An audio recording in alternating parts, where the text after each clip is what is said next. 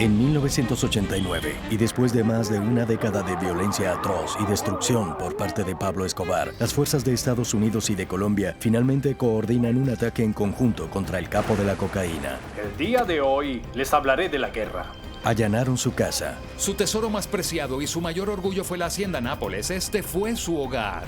Confiscaron narcóticos y grandes cantidades de efectivo y lo hicieron emprender la huida. Él estaba muy incómodo y la presión que el gobierno estaba ejerciendo sobre él era muy efectiva. Estados Unidos esperaba que la elección de Gaviria finalmente entregara a Escobar a los agentes de la DEA. Pero en diciembre de 1990, Gaviria emitió un decreto que hizo añicos la esperanza de la DEA de imponer la justicia estadounidense sobre Escobar. Gaviria, ahora presidente de una Colombia en guerra, hizo un acuerdo que cualquier jefe de cártel desearía. Cualquier traficante que se entregara podría confesar un único crimen, sería alojado en una cárcel especial y bajo ninguna circunstancia sería extraditado. Aceptó todas las condiciones que Pablo Escobar pedía. Pero Pablo lo quería por escrito y obtiene su oportunidad en 1991, cuando el Congreso colombiano entró en sesión para crear una nueva constitución. Se hizo muy evidente, gracias a la inteligencia que recolectamos, que Escobar estaba desempeñando un papel muy agresivo al intentar influenciar a los miembros de la Asamblea comprando votos. El 19 de junio de 1991, 4 años después de que Joe Toft llegara a Bogotá con la esperanza de capturar a Escobar, el Congreso colombiano votó a favor de ilegalizar permanentemente la extradición. Y horas más tarde, Pablo se entrega bajo sus propias condiciones. Pablo Escobar, el líder del cartel de drogas de Medellín, se entregó solo horas después de que la Asamblea Constituyente de Colombia dijera que no habría más extradiciones a Estados Unidos. Más tarde, ese mismo día, un helicóptero llevó a Pablo a su prisión privada llamada La Catedral, donde cumpliría una sentencia de solo 5 años.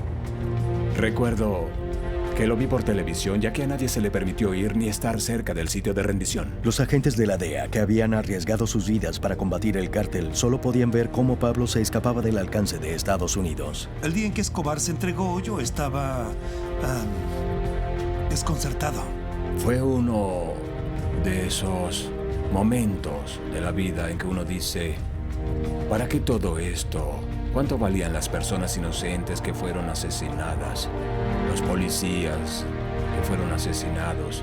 Todo eso fue en vano. En las altas montañas, al sur de Medellín, Escobar eligió una prisión que le daba una vista dominante sobre la ciudad capital de su imperio. Eligió personalmente quienes lo cuidarían y el único crimen por el que se declararía culpable. Todos los demás crímenes que había cometido alguna vez en su vida, incluidos miles y miles de asesinatos, fueron absueltos. Simplemente no existían. Además, no se estipuló ningún allanamiento a su riqueza.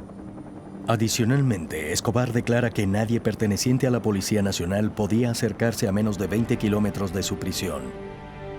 Para la DEA era obvio que Pablo planeaba dirigir sus operaciones desde adentro, lo que significaba que la mejor manera de debilitarlo era seguir destruyendo su cártel. Sabíamos que no iba a parar sus actividades criminales. Javier y yo nos reunimos con la Policía Nacional y llevamos a cabo tareas de inteligencia y de investigación contra Escobar. Los informantes de Peña y Murphy les entregan noticias devastadoras. La prisión de Pablo no era una prisión. El encarcelamiento de Pablo en la catedral fue una farsa desde el principio. Una vez que Escobar ingresó a la prisión, comenzó a amoblar el lugar. Pablo utilizaba un camión con una fachada falsa para ingresar cualquier artículo que deseara. La celda de Pablo era una suite de 2 habitaciones que contaba con un refrigerador de tamaño gigante, cortinas floreadas que combinaban con la tapicería de los sofás y en las paredes obras de arte de millones de dólares. Además contaba con un centro audiovisual. Seguía su vida de narcomillonario, haciendo barbacoas y fiestas con mujeres bonitas. Su prisión era más bien una fortaleza y se ganó el apodo de Hotel Escobar. La DEA intentaba informar al gobierno colombiano que Escobar los estaba avergonzando, pero las advertencias fueron ignoradas. Le mostramos nuestro trabajo de inteligencia al presidente y él no dejaba de decirnos que no era cierto, que nuestra información era falsa. Y era lógico, ¿qué iba a hacer? ¿Cómo aceptaría que su trato con Escobar fue un fracaso?